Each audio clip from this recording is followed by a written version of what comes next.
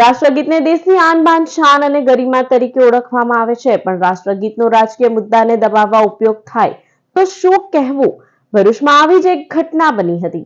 આજે ભરૂચ નગરપાલિકાની સામાન્ય સભા સરળતાથી પસાર થઈ, પણ તેનું સમાપન ભારે હોબાળા અને આક્ષેપબાજીઓ વચ્ચે થયું હતું। સામાન્ય સભામાં અંતિમ મુદ્દાની ચર્ચા માટે કોંગ્રેસના હેમેન્દ્ર કોઠીવાલા બોલવા ઉભા થયા કે તરત જ શાસકોએ સામાન્ય સભાનું સમાપન જાહેર કરી રાષ્ટ્રગીતનું પઠન શરૂ કરી દીધું હતું। રાષ્ટ્રગીતના પૂર્ણ થવા સાથે વિપક્ષી નગરસેવકોએ આપો ગુમાવ્યો હતો અને શાસકો ઉપર ભડકી ઉઠ્યા હતા। કોંગી નગરસેવકો રોષે ભરાતા શાસકો પણ ગરમ મિજાજમાં જોવા મળ્યા હતા। બંને પક્ષ વચ્ચે ઉગ્ર બોલાચાલીના દ્રશ્યો જોવા મળ્યા હતા। એક સમય સામાન્ય સભામાં વાત મારામારી સુધી પહોંચે તેવો પણ ભય દેખાયો હતો। એક નગરસેવકને તો ધક્કો મારી ખસેડી દેવાયો હતો।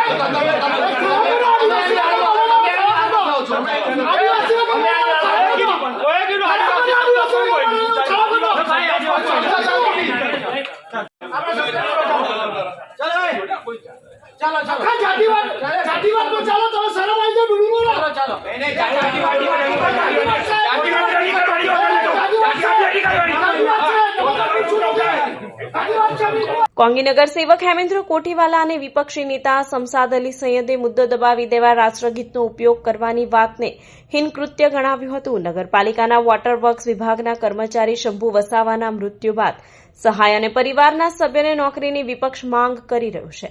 આ વાત ઉપર શાસકો કોંગ્રેસને ખાસ ભાવ આપી રહ્યા નથી। આ મુદ્દો સામાન્ય સભામાં ઉછાળવા પ્રયત્ન કરાયો, પણ રજૂઆતને સાંભળવાની પણ દરકાર ન લેવાતા કોંગી નગરસેવક ખિસિયાણા પડી ગયા હતા। અપમાનજનક સ્થિતિમાં મુકાઈ જતા હોબાળો મચાવતા હેમેન્દ્ર કોઠીવાલાએ ત્યાં સુધી કહી નાખ્યું કે નગરપાલિકા શાસકો આદિવાસી વિરોધી છે। એ સામાન્ય સભામાં એજન્ડાવાર અમારા પ્રશ્નાવલી ચાલતી હતી અને વોટરવર્ક્સ શાખાના જ્યારે પ્રશ્ન આવ્યા ત્યારે વોટરવર્ક્સ શાખામાં ગત 21 તારીખના રોજ શંભુભાઈ વસાવા જેઓ રોજમદાર તરીકે ફરજ બજાવતા અને રાત્રિ દરમિયાન એમને ફરજ પર જ એમના મૃત્યુ થયું। અકાળે મૃત્યુ થવાથી અમે નગરપાલિકા એમના સ્વજનો જોડે અને સમાજ જોડે એમને નગરપાલિકા પાસે અમે રાવ નાખી। નગરપાલિકાના શાસક પક્ષ હોય કે અધિકારીગણ હોય, જાતિવાદનો મુદ્દો એટલે મેં ઉચ્ચાર્યો છે કે જો તમે કે ના તો એમને કોઈ ટેલિફોનિક એમને ત્યાં મળવા ગયું, એમના પરિવાર જોડે કોઈ ચર્ચા કરી કે ના પણ એમના કોઈ બેસણામાં કે ના કોઈ પણ જાતના એમના સ્વજનો જોડે એમને કોઈ ચર્ચા પણ કરી નથી। અમે અહીંયા 2 વખત રાવ નાખી છે, તો પણ ચીફ ઓફિસરથી લઈને પ્રમુખથી લઈને પૂરેપૂરો નન્નો ભરે છે કે એમને કોઈ પણ જાતનો રાહત કે કોઈ પણ જાતનો પ્રિકોશન, સેફ્ટી પ્રિકોશન તરીકે કોઈ પણ એમને આપવામાં નન્નો ભરે છે। આ જ વસ્તુ ચોમાસા દરમિયાન જ્યારે જે બહારના વ્યક્તિને અને એ ગટરમાં પડી જવાથી મૃત્યુ થયું હતું ત્યારે એમને 2 દિવસના સખત નિર્ણયમાં એમને નોકરી પણ આપવામાં આવી અને એમને રકમ પણ ચૂકવવામાં આવી। એ સારી વસ્તુ છે, આપણે એનો વાંધો નથી અને એમાં અમે સહભાગી પણ હતા વિપક્ષ તરીકે। પણ સાથે સાથે જ્યારે આદિવાસીનો મુદ્દો આવે છે ત્યારે આદિવાસીઓને અન્યાય થયો છે એનું મુખ્યત્વે કારણ છે કે 3 વખત એમને ઓર્ડર આપવામાં આવ્યા છે કાયમીના, તો એક પણ આદિવાસી સમાજના લોકોને ઓર્ડર આપ્યા નથી। એનો પણ આદિવાસી તરીકે હું ખેદ અનુભવું છું. સાથે સાથે જ્યારે એમના શંભુભાઈના પરિવાર વિશે અમે 2 થી 3 વાર મળવા આવ્યા ત્યારે ચીફ ઓફિસર ઉડાવ એમનો જવાબ હોય છે, પ્રમુખશ્રી પાસે કોઈ જવાબ હોતો નથી અને શાસક પક્ષનો એક પણ વ્યક્તિ ત્યાં એમના મળવા પણ ગયા નથી. અને જ્યારે આજે બોર્ડમાં વોટરવર્ક્સનો વિભાગનો જ્યારે મુદ્દો ચાલતો હતો ત્યારે એમના વિશે મેં પૂછ્યું કે તમે શું એમના વિશે વિચાર્યું, આગામી દિવસોમાં એમને શું તમે આપી શકશો નગરપાલિકા પાસેથી. 27 વર્ષનું જો યોગદાન આપ્યું રોજંદા તરીકે અને ફક્ત 12,000 જેવા પગારમાં એ લોકો 27 વર્ષ સુધી કામ કરતા હોય તો નગરપાલિકાએ પણ એમને કંઈ યોગદાન આપવું જોઈએ મારા માટે તો. કોંગ્રેસના આક્ષેપ સામે શાસકોએ કહ્યું હતું કે વિપક્ષી નગરસેવકના આક્ષેપ પાયા વિહોણા છે અને મૃતક તરફે પૂરતી સહાનુભૂતિ દાખવવામાં આવી છે. એ આક્ષેપ એમનો ખોટો છે. જેવી અમને જાણ થઈ કે આપણા કામદારને આ રીતે એમનું મૃત્યુ થયું છે, ઉપપ્રમુખ કારોબારી અને હું અને જે તે ખાતાના મુખ્ય અધિકારીઓ અમે સિવિલ હોસ્પિટલમાં તાત્કાલિક પહોંચી અને એમના ફેમિલીને પણ મળ્યા હતા અને એમને અમે કહ્યું પણ હતું કે કંઈક પણ જરૂર હોય તો અમારો સંપર્ક કરે અને અમને મળે. ભરૂચ નગરપાલિકામાં આજે દ્રશ્યો જોવા મળ્યા તેને કયા અર્થમાં મૂલવવા તે પ્રશ્ન ઉભો થયો છે. મામલાને કોંગ્રેસ વિપક્ષનો અવાજ દબાવી દેવાનું કાવતરું તો શાસકો તેમને બદનામ કરવાનું વિપક્ષનું કાવતરું ગણાવે છે. પણ આ તમામ વચ્ચે દેશની ગરિમા તેવા રાષ્ટ્રગીતનો રાજનીતિ માટે ઉપયોગ કરવો કેટલો યોગ્ય?